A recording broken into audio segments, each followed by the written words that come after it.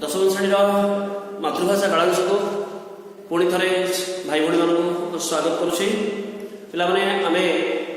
गत कालांश आलोचना करते सर्वंश माटीर किसी आलोचना करते परवर्ती समय परवर्ती कालांश आज आम आलोचना करवा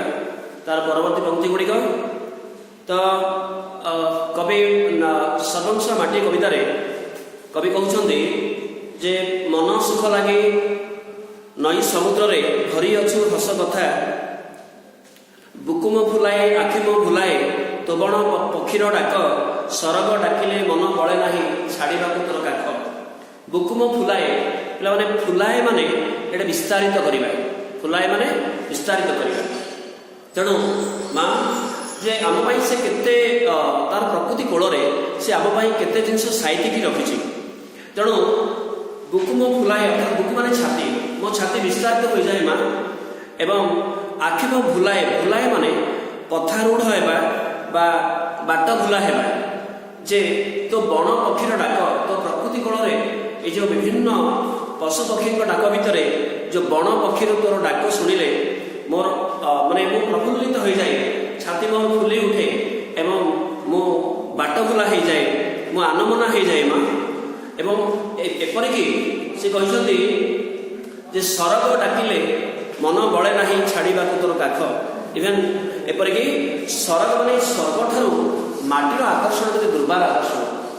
स्वर्ग ठारू माटीर आकर्षण के दुर्बार एथिरो जना पड़ुछि जे मोर मन बड़े ना स्वर्ग मते स्वर्ग आम कहते स्वर्ग सुख अच्छे बोली किंतु सही स्वर्ग जब मत आमको डाक ताहले मोर मन माने इच्छा ना मोर मन बढ़ू ना ते छाड़ा तोर काख पिला माने काख माने ये कोल काख माने ये कोल बोली बुझे तेणु मनीष मन भितर जो अशांति सुख आनंद उल्लास माटी केते जिनस आम साइतिकी रखी एवं सकल जंजाल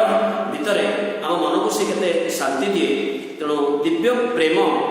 जन्मभूमिर जो दिव्य प्रेमर प्रभाव में कवि किपरि अनिर्वचनीय भावांतर सृष्टि करमको जना पड़ुछि परवर्ती पंक्ति कहले जे जन्म कालु जे देहे तो आघात केते न देइछु मुहि निज छुआ बोली सबु दोष सिना क्षमी अच्छु एका तुही जन्म काल माँ जिते बड़े माने भूमिष्ठ हेली जिते बड़े मु जन्म लाभ कली सेते बड़े तते मु केते तो देहरे केते मु आघात देइछि माने शिशुटे जन्म होला परे माँ को से बड़े माने निज गोड़ निजे ठिया पर्यंत माँ को से बहुत आघात दिए बहुत अड़िअली माँ सहे तेणु तते अनेक आघात देछि माँ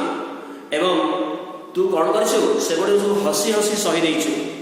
अजाणतरे जानतरे अजाणतरे बहुत आघात देथिले तू से सब को अनायास एवं तू ताको सहजरे ताको सही नहीं जाइछु कौन से प्रतिक्रिया कर न थाए निज छुआ बोली सबु दोष सीना मोर जिते सब दोष कर माँ जिते मु दोष कर सब दोष को निज छुआ बोली तू क्षमी अच्छु निसंकोच कौन सी प्रतिक्रिया ना कौन सी बिना संकोच तू ताको सही सब सही पार्छ निज छुआ बोली सब दोष सीना क्षमी अच्छु एका तो क्षमी अच्छु माने क्षमा करियछु मते तू क्षमा करियछु तेणु माँ तू क्षमार सागर अटे तेणु ये स्वर्ग सुख को तुच्छ कर माटी मार जो दुर्बार आकर्षण स्वर्ग सुख को तुच्छ कर जानुचे तेणु कविकर जो माटी मोह जो ये असीम माटी मोह एवं यही माटी उपरे गढ़ी उठुवा जो स्वर्गीय मनोरम दृश्य भितर निजको हजाई देते से विषय आलोचना कर कवि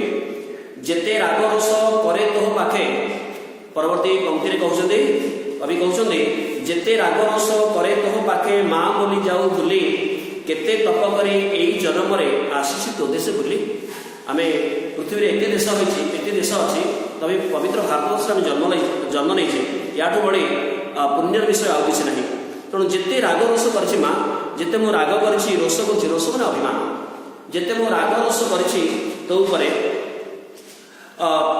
माँ बोली जाऊ भूली अचिरे तू माँ बोली भूली जाऊ तेणु जेहेतु तू मोर माँ तू मोर आशीर्वाद सूचक तेणु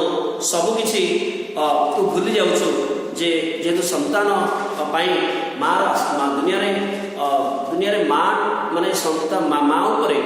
माने माँ आशीर्वाद संतान सब श्रेष्ठ अटे। तेणु आम जिते सब निज दुख जंत्रणा कथा प्रथम क्या कहूँ प्रथम माँ को आसिक कहूँ। तेणु ये कवि कहते जे केते तप करी यही जन्म आसी तो देश बोली आम कहे वर्षाणाम भारत श्रेष्ठ देश नाम उत्कल हित उत्कल से सब देश देश नास्ती महितले। अर्थात ये जो पवित्र भारत वर्ष ये पुण्यभूमि देवभूमि ये माटी आम जन्म लाभ कर तो देश बुली आस मैंने तो देश को जन्म ग्रहण कर बड़े पुण्य आउ कौन थी अमाप धरी जो दे टिके मते निदा हेउ मोर छाती निज दुख सही ए जगत पाई लागी पड़े दिन राति। धरीजु माने धैर्य पे धरीजु माने लिखाई अमाप धरीजु माने जहाँ को मापी हेनी जहाँ को कलना कर जो तोर धैर्य तोर शक्ति तोर जो धैर्य धरबार जो शक्ति माँ से तो माँ माटी माँ को सर्वंश कही ये से धैर्यशीला सहजरे से कहुई सहनशीलतार प्रतिमूर्ति माँ होती सहनशीलतार प्रतिमूर्ति। तेणु अमाप धरीजु धरीजु शब्द अर्थ हो माने धरीजु माने कौन धैर्य शक्ति मते से टिके मते दे माने संतान मागुची माँ एते तू धैर्यशीला से धैर्य मते टिके दे एवं निदा हो मोर छाती निदा माने शक्त है मुझे शक्त होमती पथर हो निजे दुख सही ये जगत पाई लगी पड़े दिन राति माने कौन निजे दुख सही भी मो जीवन पछे नके पड़ी था जगत उद्धार आप शुणी निजे दुख सही ये जगत पाई लगी पड़े दिन राति। तेणु ये कवि कौन होती माटी मनुष्य कहते माटी माँ ठार जो माने अमाप शक्ति नहीं से केमती सेवा करने दिन राति केमती माटी माँ सेवा करवा से कथा ये कहते माटी मनुष्य कहते कवि। तेणु से धैर्य जो से माटी माँ जो धैर्यशीला से धैर्यर पटांतर ना।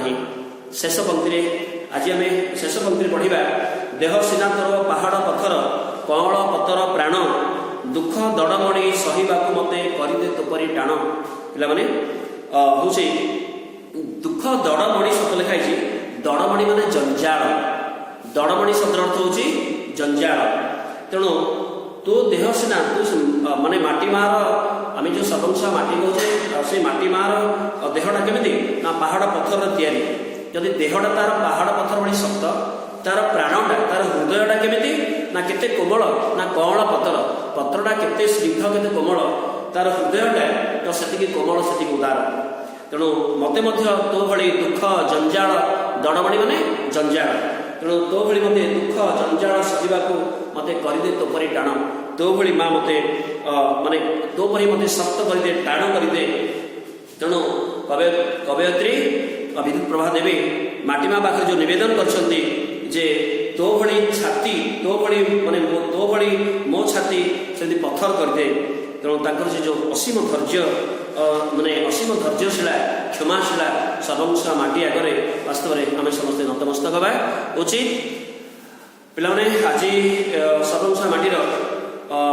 एति जी पढ़ाला आपको भलभाव पढ़े पढ़ी तार शब्दार्थ को अवलोकन करेंगे और आवृत्ति करेंगे कविता को आवृत्ति करा घोषिया दरकार कारण कौ कर्णर क्वेश्चन आसले आप ना आटेड करेंगे ना। परवर्ती आउ 3टी पंक्ति रहा या परवर्ती कालांश आलोचना करवा रही धन्यवाद।